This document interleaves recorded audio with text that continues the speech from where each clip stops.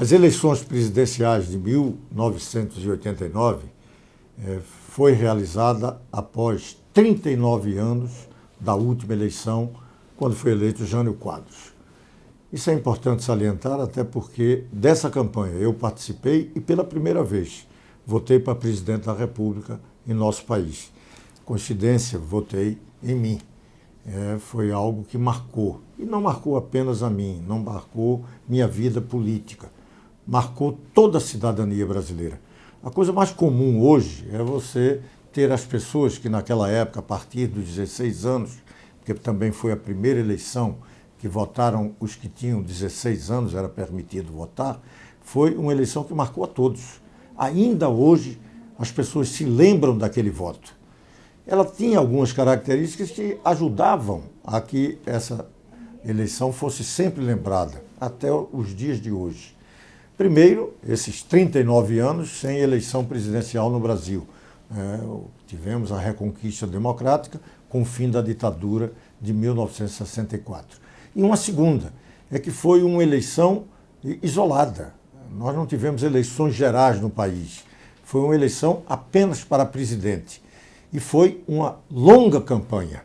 Eu diria que demorou quase um ano de campanha, intensos debates. Exatamente por isso, era a reconquista da liberdade democrática, o fim da ditadura, uma constituinte com intensa participação.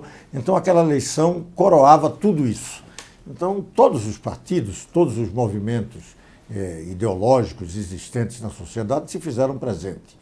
Eu estava lá representando um desses que passou grande parte de sua existência na ilegalidade, na clandestinidade, que era o Partido Comunista Brasileiro. Partido que eu representei e com muita honra eu me representava na sua militância. Então, essa eleição tinha essa característica.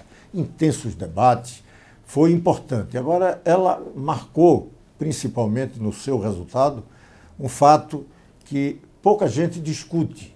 Por que é que as grandes lideranças que tínhamos no Brasil não foram para o segundo turno, não foram vitoriosas, né?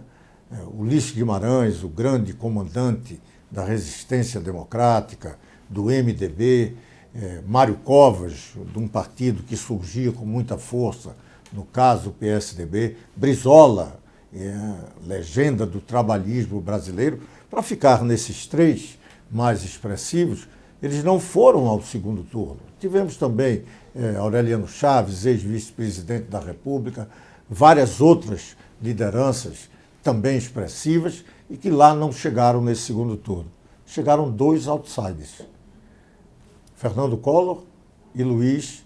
Naquela época não tinha o Lula, era Luiz Inácio da Silva, o Lula, né? E eram dois outsiders, um contra tudo e contra todos, no caso, o candidato do PT, e o outro, o caçador de Marajás. E ambos representavam quase que como uma ruptura com o Brasil que vinha antes.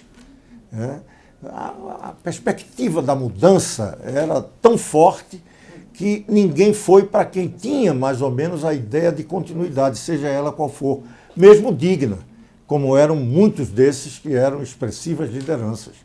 Ali, naquela oportunidade, era uma ruptura, que a sociedade, por ter se mobilizado, por ter participado efetivamente da Constituinte, ter antes participado de campanhas de anistia, das diretas já, do fim do regime militar, ali foi o coroamento. E os dois que não representavam nada de um passado ali recente foram os que saíram vitoriosos e foram para o segundo turno. Eu, hoje, com a distância do tempo, eu posso dizer que o desastre ali estava anunciado. Talvez nós não soubéssemos exatamente que esse desastre era tão rápido e que veio com o impeachment de Collor. Que eu não sei se não viria com o impeachment também de Lula, porque ambos despreparados para aquela magna função de fazer com que o país aproveitasse um processo democrático que foi reconquistado e caminhasse para um futuro melhor. Mas, de qualquer maneira, não conseguimos deter as grandes conquistas. E o Brasil, a partir daquela eleição, pode dizer que viveu o mais longo período de normalidade democrática e de plenitude nas suas liberdades. Esse é o dado importante da chamada República Nova.